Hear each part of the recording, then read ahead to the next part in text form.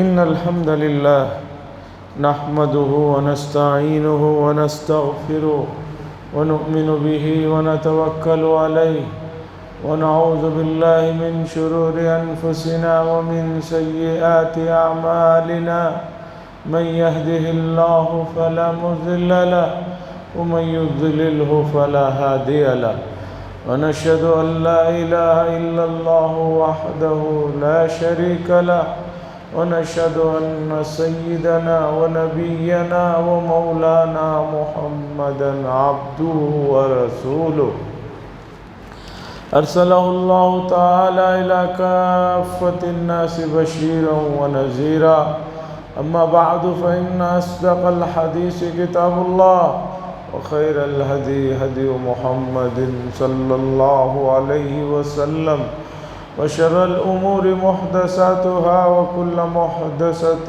بدعة وكل بدعة ضلالة وكل ضلالة في النار. قال الله تبارك وتعالى في القرآن المجيد والفرقان الحميد نون والقلم وما يسطرون ما أنت بنعمة ربك بمجنون وإن لك لأجرا غير ممنون وإنك لعلى خلق عظيم. وقال صلى الله عليه وسلم بعثت لأتمم مكارم الأخلاق أو كما قال صلی اللہ علیہ وسلم.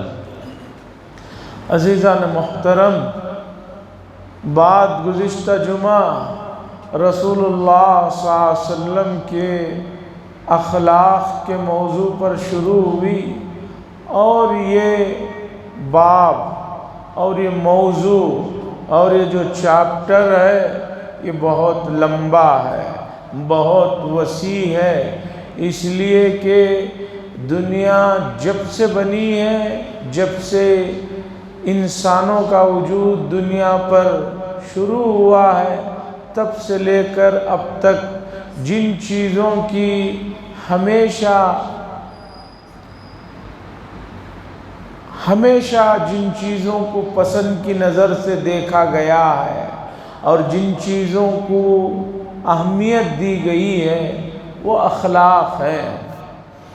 اب اخلاق کسے کہتے ہیں اور اخلاق کا کیا اثر ہے جو دلوں پر پڑتا ہے، جسے دماغ قبول کرتے ہیں، اور اس سلسلے میں ہمیں جتنی اس وقت آسمانی کتابیں موجود ہیں ان کتابوں میں اخلاق سے متعلق سب سے زیادہ مواد کہاں ملتا ہے، ان چیزوں کو سمجھنے کی ضرورت ہے. عزیزان گرامی، گزشتہ جمعہ بھی میں نے یہ آیتیں پڑھی تھی سورہ قلم کی، جس میں اللہ نے فرمایا کہ نون کی قسم اور قلم کی قسم اور وہ جو اس سے لکھا جاتا ہے، اللہ نے ان چیزوں کی قسم کھائی. اور اس کے بعد اللہ تبارک و تعالیٰ نے یہ بات بتائی کہ اے نبی صلی اللہ علیہ وسلم، آپ اللہ کے فضل و کرم سے آپ دیوانے نہیں ہیں، مجنون نہیں ہیں.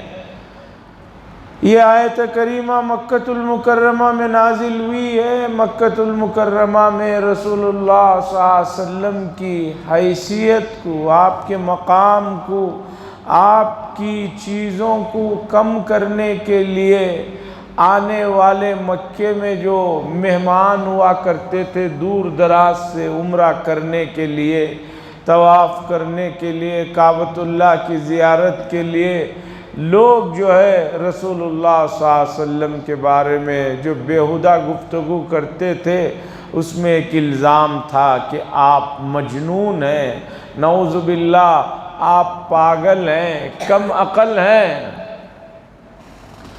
اللہ نے فرمایا کہ آپ نہ پاگل ہیں نہ مجنون ہیں. کیسے بات ہو سکتی ہے؟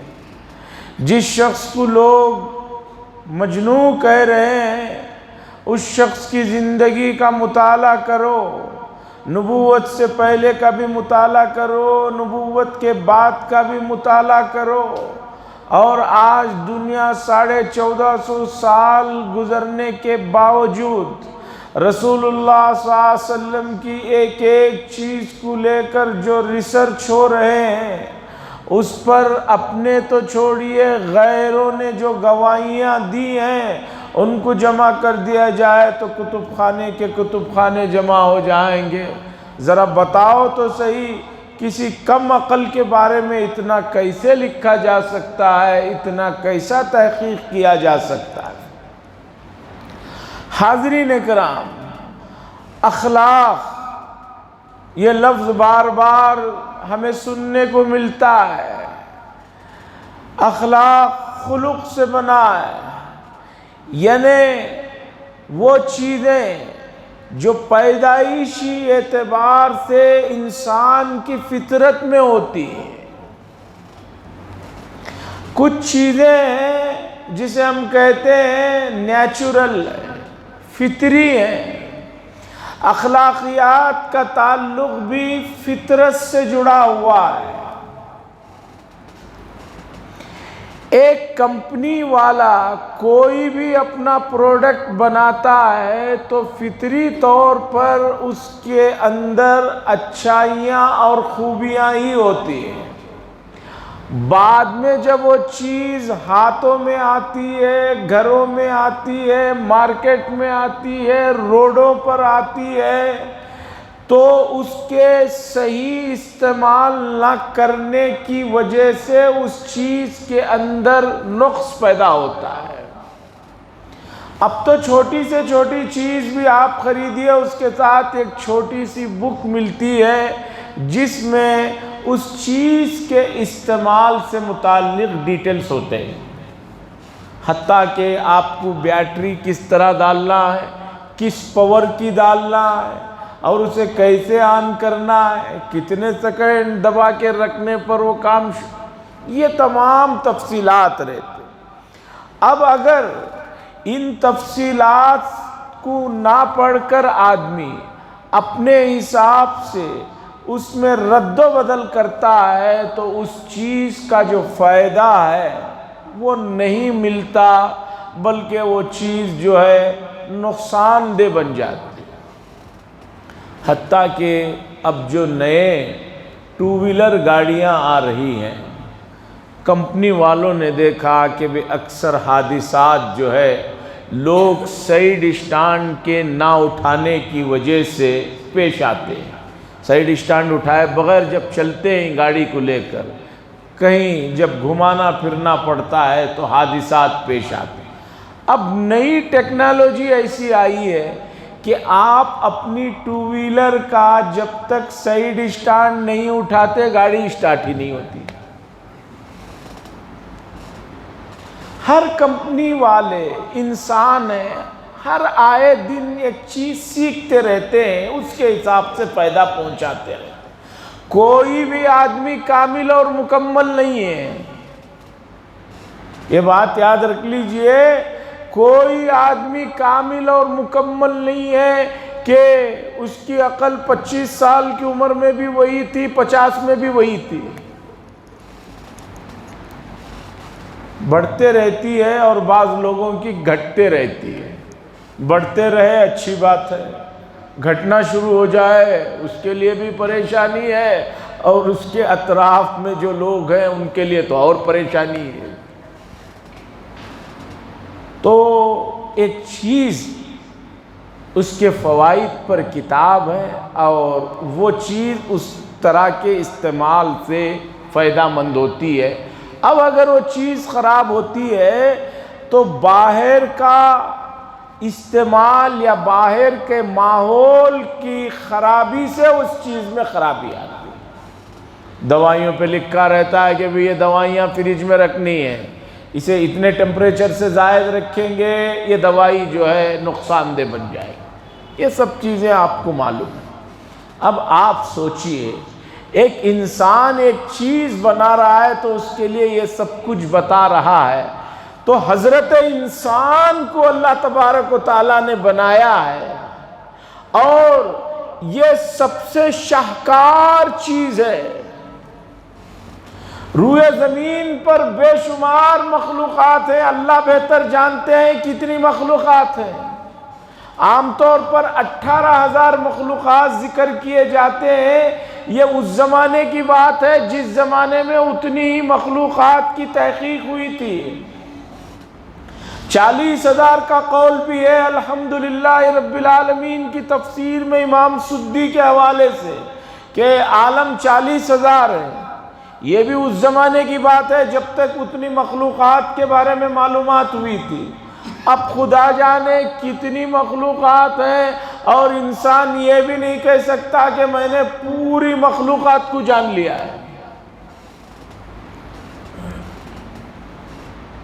اب مثلاً دیکھیے 1959 میں پہلی مرتبہ چاند پر رشیا قدم رکھا۔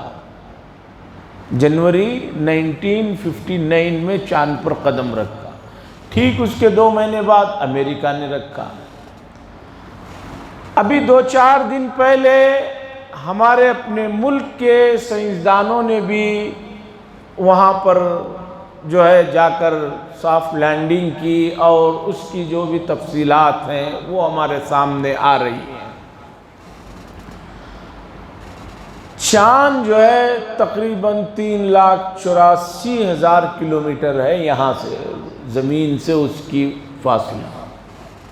مجھے بتائیے کیا روئے زمین پر چاند ہی ایک سیارہ ہے یا اس کے علاوہ بھی بے شمار گیلیکسیز ہیں؟ کتنے؟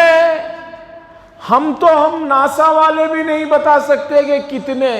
وہ کہہ رہے ہیں سائنسدان بالکل تازہ ان کی اپڈیٹ بات یہ ہے جتنی گیلیکسیز کو ہم دریافت کیے ہوئے ہیں اس سے اور بھی بہت زیادہ ہیں جن تک ہماری ابھی تک رسائی نہیں ہوئی ہے۔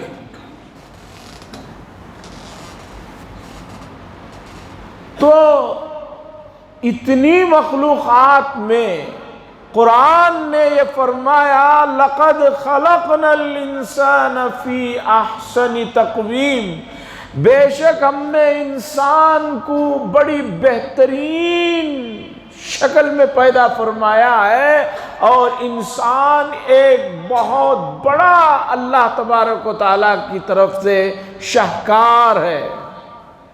مخلوقات بے شمار ہیں، بڑے بڑے جانور ہیں، بڑی بڑی مچھلیاں ہیں، خدا جانے کیا کیا ہے، لیکن ان سب میں جو شاہکار چیز ہے وہ حضرت انسان ہے۔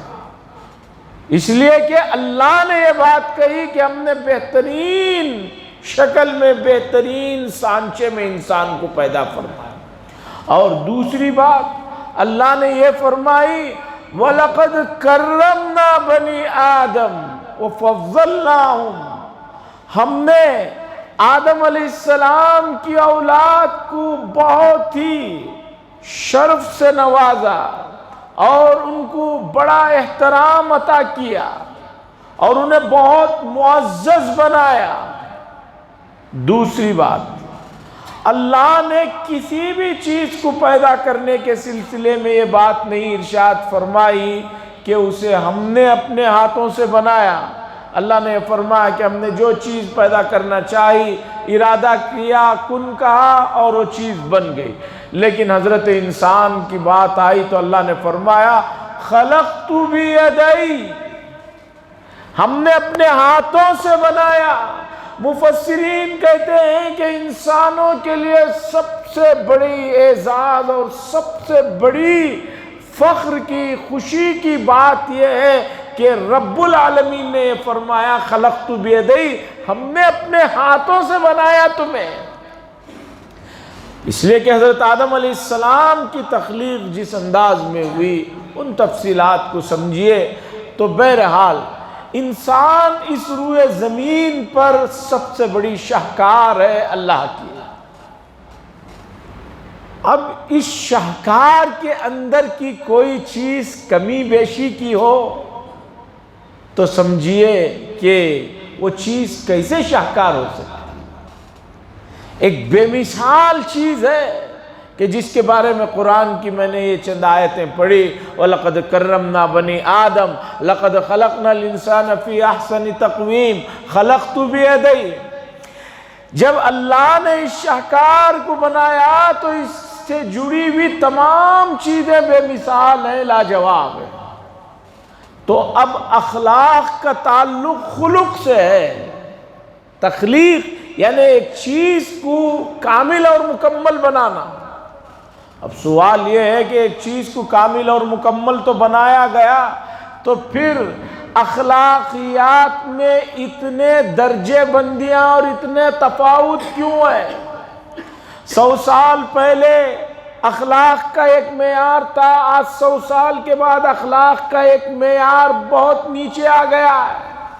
پہلے لوگوں کے اخلاق اور تھے، اب کے لوگوں کے اخلاق اور ہیں، پھر ملکوں کے اخلاق اور ہیں، تہذیبوں نے، اور اسی طریقے پر لوگوں کے رنگ و نسل سے بہت چیزیں متفاوت ہیں۔ سوال یہ ہے کہ اللہ کی شاہکار میں اتنے حد درجے، حد بندیاں کیوں ہیں؟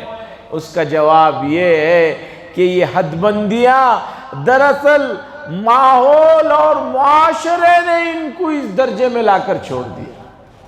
اللہ نے تو بے مثال چیز پیدا فرمائی تھی۔ کیوں؟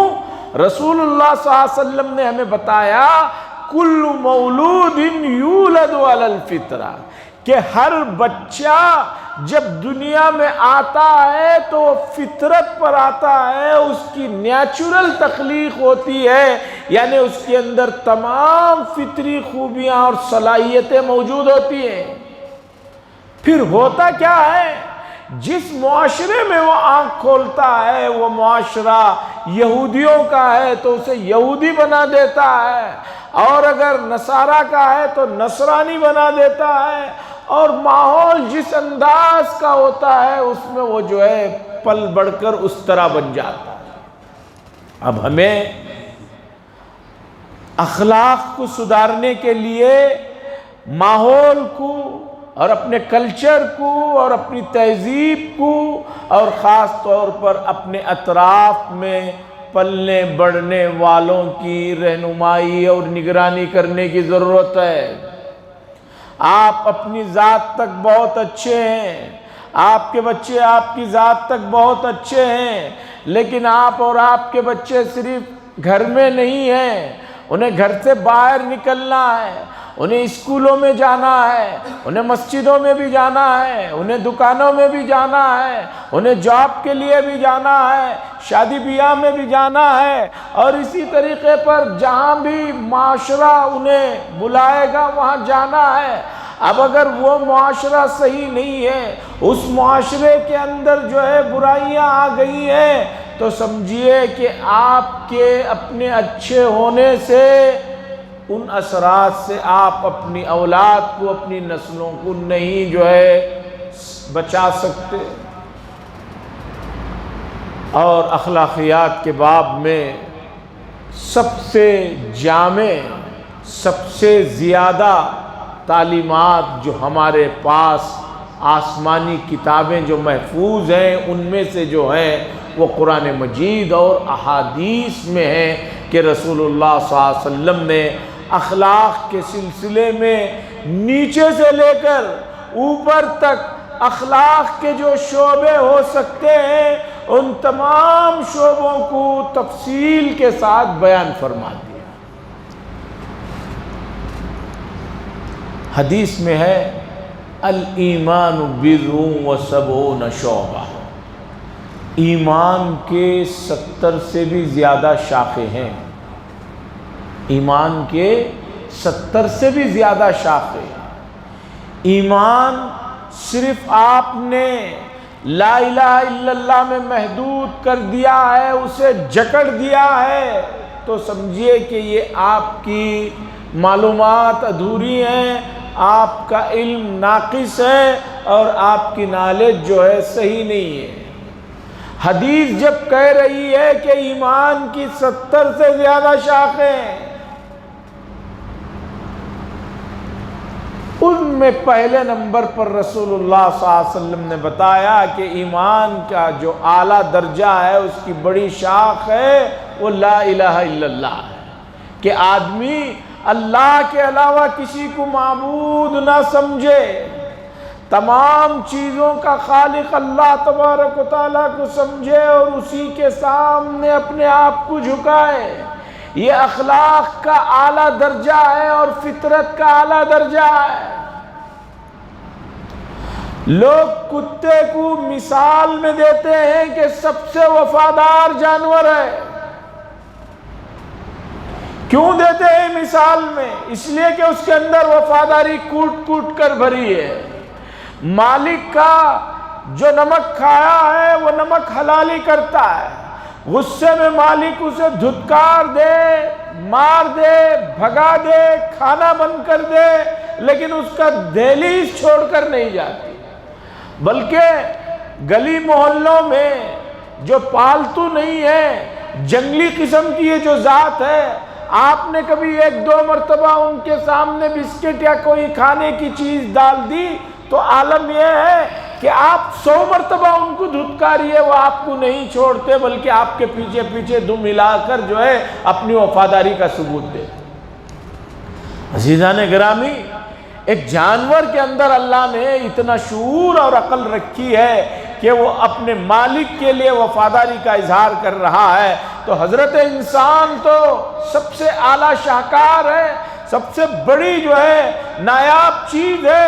وہ اگر اپنے خالق کو، اپنے مالک کو نہ پہچانے اور اس کے سامنے اپنی وفا کا، اپنی عبادت کا، اپنی عاجزی کا اظہار نہ کرے، تو مجھے بتائیے کیا یہ انسان بہتر ہے یا وہ جانور بہتر ہے جس کے اندر وفاداری کا مادہ ہے؟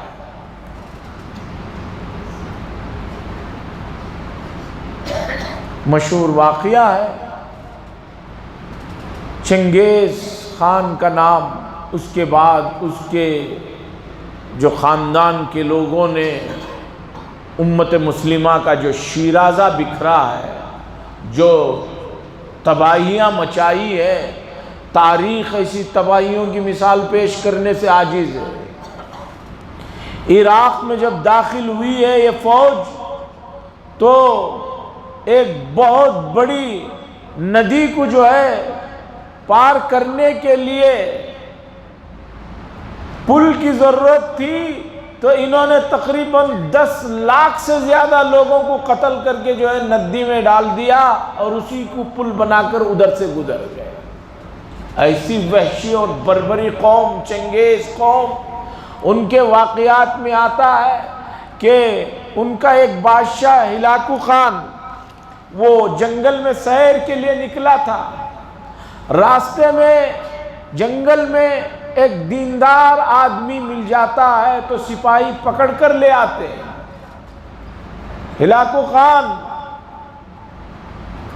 اس دیندار اور نیک مسلمان کو بطور طنز، بطور مزاح پوچھتا ہے کہ مجھے بتاؤ تم بہتر ہو یا میرا یہ کتا بہتر ہے؟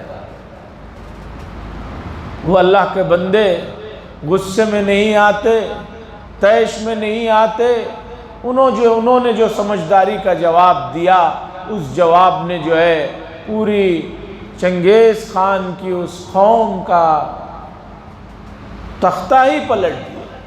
انہوں نے فرمایا کہ بادشاہ، اگر میں کلمہ لا الہ الا اللہ پڑھتے ہوئے میری جان نکل جائے، روح نکل جائے، تو میں اس کتے سے 1,00,000 درجے بہتر ہوں، اور اگر میری موت کلمہ لا الہ الا اللہ پر نہ ہو تو یہ کتا میرے سے 1,00,000 درجے بہتر ہے۔ جب انہوں نے یہ بات کہی، بادشاہ نے پوچھا کہ بھئی آخر وہ کلمہ کیا ہے جس کے کہنے سے تم بہتر ہو گئے، جس کے نہ کہتے ہوئے جانے سے کتا بہتر ہو گیا؟ تو انہوں نے کلمے کا مفہوم سمجھایا کہ لا الہ الا اللہ کا مفہوم کیا ہے، اس میں اللہ کی ذات کے سامنے آدمی کی وفاداری کا اظہار ہے۔ عزیزان گرامی، بات اخلاق پر چل رہی ہے، قرآن نے فرمایا وَإِنَّكَ لَعَلَىٰ خُلُقٍ عَظِيمٍ، اے نبی صلی اللہ علیہ وسلم آپ بہت بڑے اور عمدہ اخلاق پر فائز ہیں، اور دنیا میں لوگوں کا دل جیتا جو جاتا ہے وہ اخلاق کے ذریعے سے جیتا جاتا ہے۔ عیسائیت آج دنیا کا سب سے بڑا مذہب مانا جاتا ہے۔ عجیب بات یہ ہے کہ عیسائیت میں ابھی تک متفقہ طور پر یہ بات ہی ان کے لوگوں کو نہیں معلوم کہ عیسیٰ علیہ السلام کا کیا مقام ہے۔ عیسیٰ علیہ السلام پیغمبر ہیں یا فرشتہ ہیں یا نعوذ باللہ وہ اپنے عقیدے کے مطابق اللہ کے بیٹے ہیں، کیا ہیں؟ ابھی تک یہی مسئلہ ان کے درمیان میں واضح نہیں ہے۔ حضرت مریم علیہ السلام جیسی مقدس شخصیات کے سلسلے میں عیسائی خود بٹے ہوئے ہیں کہ حضرت عیسیٰ علیہ السلام کی جو پیدائش ہوئی وہ بغیر باپ کے ہوئی یا باپ کے ہوئی، اگر ہوئی تو کون تھے؟ عیسائی ابھی تک اس مسئلے میں مختلف ہے۔ عیسائیت کہتی ہے کہ اس سلسلے میں صحیح تعلیمات قرآن میں ہے کہ اللہ نے جو فرمایا، اللہ کے حکم سے حضرت عیسیٰ علیہ السلام کی پیدائش ہوئی حضرت مریم علیہ السلام سے، یہی سب سے صحیح بات ہے۔ اتنے پیچیدہ عقیدے ہونے کے باوجود بائبل کے اندر آپ اٹھا کر دیکھیے، ایک پہاڑی کا وعظ ہے جو سب سے مشہور وعظ مانا جاتا ہے عیسائیوں میں، جس میں حضرت عیسیٰ علیہ السلام نے فرمایا تھا کوئی تمہیں ایک تھپڑ مارے ایک رخسار پر، ایک گلے پر، تو تم دوسرا رخسار بھی اس کے سامنے پیش کر دو۔ اس کے علاوہ بائبل میں اخلاقیات سے متعلق کوئی چیزیں آپ کو نہیں ملیں گی۔ نعوذ باللہ یہاں تک ملے گا کہ عیسیٰ علیہ السلام نعوذ باللہ ان کے اپنے بقول ہم تو نہیں مانتے، 1000 مرتبہ نہیں مانتے۔ نعوذ باللہ عیسیٰ علیہ السلام جو ہے نشہ کرتے تھے۔ ایسی متضاد تہذیب رکھنے کے باوجود دنیا میں دن بدن ان کی تعداد بڑھتی جا رہی ہے۔ کیوں بڑھتی جا رہی ہے؟ کیوں لوگ عیسائیت میں داخل ہوتے چلے جا رہے ہیں؟ اس کی وجہ یہ ہے کہ ان لوگوں کے اندر انسانوں کی نفسیات کو سمجھا ہے، اور وہ نفسیات یہ ہے کہ اخلاق کا ایک باب ہے خدمت، اخلاقیات کا ایک باب، ایک چاپٹر خدمت ہے۔ یہ لوگ گاؤں دیہاتوں میں جا کر خدمت کرتے ہیں، میڈیکل کی لائن سے، تعلیم کی لائن سے، اس کا یہ اثر ہے کہ پوری دنیا میں بغیر کسی زور زبردستی کے ان کے لوگ جو ہے ہر جنگل میں ہر کونے میں جو ہے عیسائیت کو اپناتے چلے جا رہے ہیں۔ حاضرین اکرام، اخلاق یہ ہے کہ آپ لوگوں کی خدمت کے لیے وقف ہو جائیں، لوگوں کا بھلا چاہیں، اس لیے کہ آپ کے نبی صلی اللہ علیہ وسلم نے فرمایا خیر الناس من ينفع الناس، بہترین آدمی تم میں وہ ہے جو لوگوں کو سب سے زیادہ فائدہ پہنچائے۔ آج امت مسلمہ اس حدیث کو بھول بیٹھی ہے، جس کا نتیجہ یہ ہو رہا ہے کہ امت میں دوریاں بڑھ رہی ہیں، عام لوگوں میں نہیں بلکہ قریبی رشتہ داریوں میں دوریاں بڑھ رہی ہیں۔ قریب سے قریب جو رشتہ ہو سکتا ہے، ماں بیٹے کا ہے، بیٹے باپ کا ہے، میاں بیوی کا ہے، بھائیوں کا ہے، بھائیوں بہنوں میں ہے، بچوں میں ہے، یہ جو رشتے دور ہوتے جا رہے ہیں اس کی اصل وجہ یہ ہے کہ حدیث میں جو یہ بتایا گیا کہ فائدہ پہنچاؤ، کوئی آدمی اپنی ذات کے علاوہ کسی کو فائدہ پہنچانے کے لیے تیار نہیں ہے۔ حاضرین اکرام، جو قومیں کسی گنتی میں نہیں آتی تھی آج ان کے اندر اتنی زیادہ کمیونٹی، اتنا زیادہ اتحاد، اتنی زیادہ اجتماعیت ہے کہ امت مسلمہ ان سے جو ہے سبق حاصل کرنے کی ضرورت ہے۔ آپ دور مت جائیے، آپ اپنے محلے اور آس پاس کے محلوں کی آپ تھوڑی سی نگرانی کر لیجئے، آپ کو پتہ چل جائے گا کہ آپ کا محلہ پیچھے ہے پاکی صفائی میں، دوسری تیسرے معاملات میں، تو اس کی وجہ یہ ہے امت میں اجتماعیت اور کمیونٹی نہیں ہے۔ دوسرے علاقے کے محلوں میں جو پاکی صفائی ہے یا دوسرے جو معاملات ہیں، اس کی وجہ یہ ہے کہ ان میں اجتماعیت آ گئی ہے، ایک دوسرے کی خیر خواہی آ رہی ہے۔ آج ہم اپنے محلوں میں دیکھتے ہیں رات کا وقت جو سونے کے لیے بنایا گیا ہے، پوری رات جو ہے محلوں کے اندر جو ہے چوریاں ہو رہی ہیں، نشہ جو ہے بڑھتا جا رہا ہے، چھوٹے سے لے کر بڑی عمر تک کے بچے جو ہے نشے میں اترتے جا رہے ہیں۔ کوئی آدمی ادھر سے گزر رہا ہے تو کچھ کہنے کی اسے ہمت نہیں ہوتی۔ وہ بچے ہمارے ہیں، اپنے ہیں۔ دوسرے علاقے سے لوگ ان کے ساتھ مل کر محلے میں چوریاں ہو رہی ہیں، سب ہو رہی ہیں، آدمی دیکھتا ہے پھر بھی آنکھیں بند کر لیتا ہے، سوچتا ہے کہ بھئی میری چیز تو کچھ نہیں ہو رہی ہے تو مجھے کیا ضرورت ہے۔ جو چیز کل دوسرے کی ہو رہی ہے وہ چیز میری بھی ہو سکتی ہے، آگے پڑوسی کی بھی ہو سکتی ہے۔ حاضرین کرام، رسول اللہ صلی اللہ علیہ وسلم نے مکے میں صرف 1-2 بار اللہ کی بات سنا کر لوگوں کو نہیں چھوڑ دیا، بلکہ بار بار اللہ کی بات سناتے تھے، بار بار وہ لوگ آپ کو دھکے دیتے تھے۔ ذرا سوچئے، حضرت عائشہ رضی اللہ تعالیٰ عنہ فرماتی ہیں کعبے کے قریب رسول اللہ صلی اللہ علیہ وسلم نماز پڑھ رہے ہیں اور ان مشرکین اور کفار کی نالائقی دیکھیے۔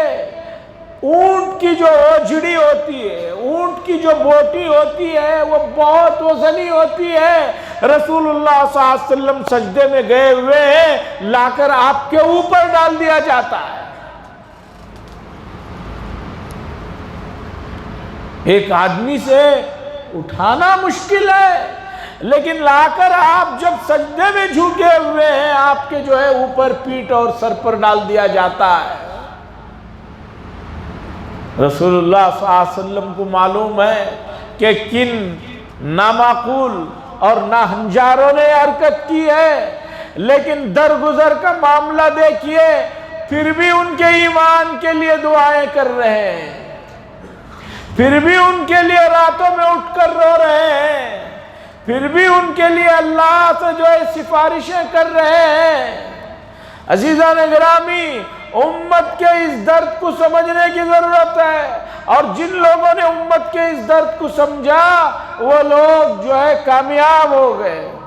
حضرت مولانا الیاس رحمۃ اللہ علیہ کے بارے میں آتا ہے کہ ہریانہ کے علاقے میں کسان جب زمینوں میں ناگر لے کر جو ہے ہل جوت رہے ہوتے تھے، آپ ان کے پاس جاتے اور جا کر کہتے کہ بھئی اللہ کے لیے ایک بات سن لو، ان پڑھ قوم ہے، جاہل قوم ہے، طبیعت سے جو ہے بہت زیادہ سخت ہے، اٹھا کر دھکا دیتے، حضرت دور جا کر گر جاتے، انتہائی نحیف اور دبلے پتلے تھے۔ پھر حضرت اٹھتے، پھر جا کر ان سے کہتے کہ بھئی اگر تم نے جو ظلم کرنا تھا تمہارے حساب سے ڈھکیل دیا، گالیاں دے دی، اب ایک بات تو سن لو، پھر ڈھکیل دیتے، پھر گر جاتے، پھر اٹھتے۔ آخر میں وہ لوگ بھی کہتے کہ بھئی یہ کون آدمی ہے جو اپنی بات سنائے بغیر جانے کے لیے تیار نہیں، کہتے کہ چلو سنا دو اپنی بات کو۔ تو پھر حضرت کہتے تھے کہ بھئی لا الہ الا اللہ جو کلمہ تم پڑھتے ہو، جو گھروں میں لگائے ہو، وہ کیا کلمہ ہے، وہ کیا چاہ رہا ہے، اسے سمجھو، اس کلمے کو ذرا پڑھو اور اس کے تقاضوں پر عمل کرو۔ عزیزان گرامی، ہمیں امت کے درد کو پیدا کرنا ہوگا۔ امت کی بھلائی کے لیے اگر ہم نے 2-4 کسی سے گالیاں سن لی تو کوئی بری بات نہیں ہے، اس لیے کہ میرے اور آپ کے آقا حضرت محمد الرسول اللہ صلی اللہ علیہ وسلم کو لوگوں نے بہت گالیاں دی ہیں اور بہت برا بھلا کہا ہے، لیکن اس سے کہنے والوں کا نقصان ہوا ہے، جن کو کہا گیا وَرَفَعْنَا لَكَ ذِكْرَكَ، ان کا مقام تو بلند ہوا ہے۔ اس لیے ہم اگر امت کی خیر خواہی چاہتے ہیں تو تھوڑی سی ہمت کرنے کی ضرورت ہے، تھوڑا سا اپنے اطراف کے ماحول کی طرف توجہ دینے کی ضرورت ہے، اس لیے کہ معاشرے میں نشہ اور چوریاں اور دوسری چیزیں بہت بڑے پیمانے پر جو ہے پنپ رہی ہیں، اور یہ کام صرف حکومت کا نہیں ہے، ہماری بھی اپنی ذمہ داریاں ہیں کہ ہم اپنے محلے کی، اپنے علاقے کی نگرانی کریں، اور اس سلسلے میں جو ہو سکتا ہے پیار سے، محبت سے، اخلاق سے، نرمی سے سمجھا کر اس مسئلے کو ختم کریں، اس لیے کہ جب آگ لگتی ہے تو آگ رکتی نہیں ہے، وہ بڑھتی جاتی ہے، بڑھتی جاتی ہے۔ آج یہاں آئی ہے، کل اور آگے آئے گی، پرسوں اور آگے آئے گی، اور اس طرح یہ آگ جو ہے پورے علاقے کو جلا کر بھسم کر دے گی۔ یہی وہ اخلاق ہے جس کی وجہ سے رسول اللہ صلی اللہ علیہ وسلم نے لوگوں کے دلوں کو جیتا، اور آپ نے علاقوں کو فتح کیا، اور آپ کی انہی اخلاق کا نتیجہ صحابہ اور تابعین جب لے کر چلتے ہیں پورے عالم میں، بغیر کسی زور زبردستی کے اسلام کی جو ہے فضا قائم ہو جاتی ہے۔ اللہ سے دعا فرمائے اعلیٰ اخلاق جو اسلام نے تعلیم کی ہے ہمیں اسے اپنانے کی توفیق نصیب فرمائے۔ وآخر دعوانا ان الحمدللہ رب العالمین۔